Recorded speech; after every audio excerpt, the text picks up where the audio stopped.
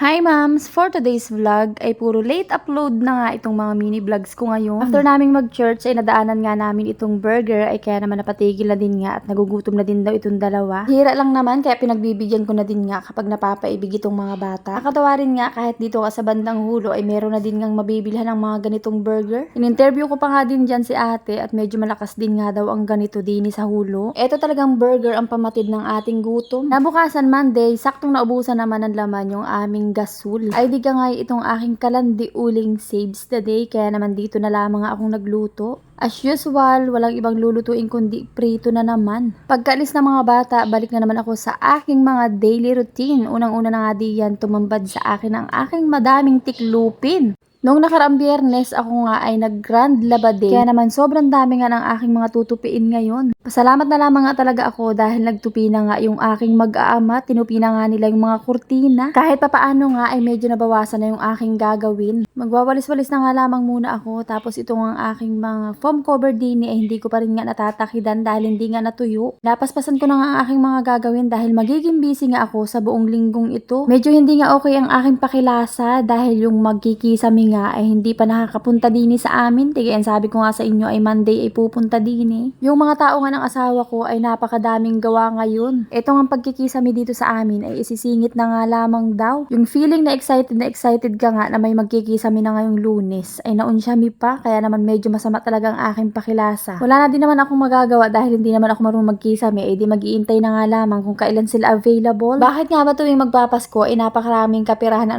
dahil kaliwat kanan talaga ang mga nagtatrabaho sa mga bahay-bahay. Kaya naman tuwing Christmas season ay bisibisihan din nga ang mga tao ng asawa ko. Kaya hayan, kahit mabigat ang aking pakiramdam dahil hindi pa nga nagagawa yung aming kisame, ay wala naman akong no choice kundi ang magtrabaho at magkilos-kilos, mag-imis-imis dito sa aming bahay. Gustuhin ko man na wag mag-imis at magmaktol na lamang, ay di wala din naman gagawa na rin at nakakaya din naman kapag biglang may dumating na tao at aring mga nakatambak din sa aming living area. Kaya kahit masama ang pakilasa ay mag-iimis pa rin nga. Yung mat nga pala na nakalagay diyan ay nilagay ko nga doon sa may pagpasok sa entrance namin. Medyo maliit nga pala yung mat na yun kaya naman mas bagay nga doon ilagay. Doon nga pala sa binilhan ko ng mat na yun ay hindi nga available yung malaking size. Kaya hindi pa rin nga muna ulit ako umu-order. Iintayin ko na nga lamang na meron nang ka-size para mailagay ko naman doon sa aming living area. Dito naman sa may family area namin ay saka na lamang ako bibili kapag na-deliver na nga yung aking pina-makeover na pink na sofa namin. Kung excited nga kayo ay tunay kang mas excited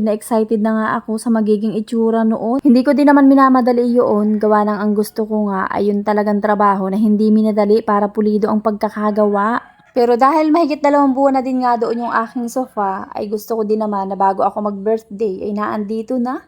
2 kulay pa rin naman yun mga moms, pero nasisigurado ko nga sa ngayon na hindi nyo na ako mapipintasan sa mga napili kong kulay. Kaya naman mga moms, kung nakaabot ka nga hanggang dito, ay hulaan nga ninyo kung anong kulay yung napili ko. Basta 2 colors din yun. So ayun na nga at sobrang dami na namang naichika ko sa inyo mga moms. At natapos na din nga pala akong magwalis-walis. Natuyo na nga pala itong mga foam cover kaya naman itatahid ko na nga ulit din sa mga foam din sa aming upuan. Medyo may kamahalan din nga yung aking mga foam cover na ipapalit din kaya naman hindi ko pa nga ma-check out. Akala ko talaga ikakasya yung budget ko kaya nga lamang ikinapos nga dahil mas may importante pa nga akong nabili.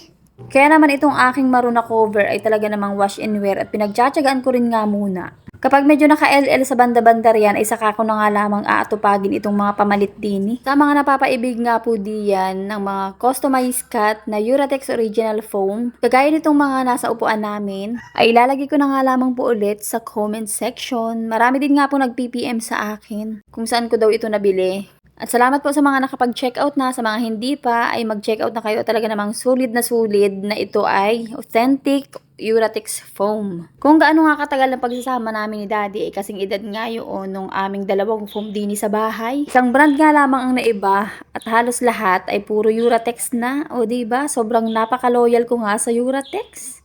Kaya naman Uratex foam, beke naman. Sure.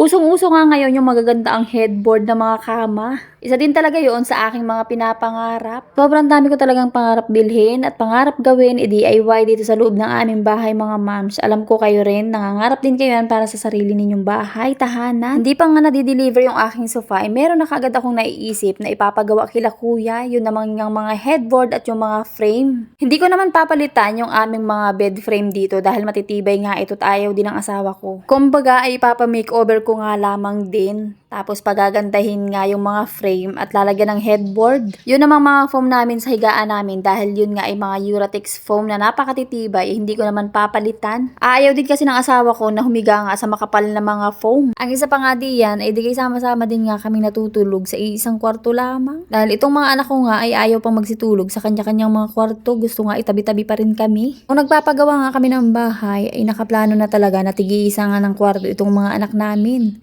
Ang problema nga lamang nung nagawa na nga itong bahay namin ay hindi naman nila tulugan. Hindi ko nga alam kung anong naging silbi ng kwarto namin dito sa baba.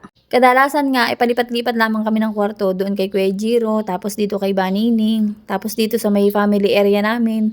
Pero yung kwarto din sa baba ay hindi nga yan natutulugan. Nasabi ko na din nga sa asawa ko na dapat ay isang kwarto nga lamang itong bahay namin, tapos puro salas na at kusina. Ay di ka nga ay nagpagawa pa nga ng 4 na kwarto tapos isang kwarto lamang naman ang natutulugan. Pinangarap ko naman talaga na magkaroon nga ng malaki-laking bahay dahil every time na umuwi ngayong aking mga kapatid, kapag dito sa amin umuwi, ay di ka nga ay kami tabi-tabi sa pagtulog nung nandun pa kami sa dati naming tinitirhan. Kaya naman kahit hindi nga namin natutulugan lahat ng kwarto madalas, kapag umuwi naman yung aking mga kapatid, ay maganda naman nga ang kanilang mga tinutulugan. Hindi na rin nga kami tabi-tabi matulog dahil may tig-iisa na nga silang kwarto. Pinangarap ko nga magkaroon ng malaki-laking bahay, hindi lamang para sa pamilya namin at para sa sarili ko. Dahil ang gusto ko talaga, every time na umuwi at nagbabakasyon dito sa probinsya namin, ang aking mga kapatid, ay meron silang maayos na matutulugan, pati ang aking nanay kapag umuwi dito sa bahay namin. Ayun na nga at nakarinig na naman kayo ng kwento ng aming buhay. Malinis na ang loob ng bahay at pwede na nga tumambay. Dito naman sa labas ay wala pa namang masyadong inisin.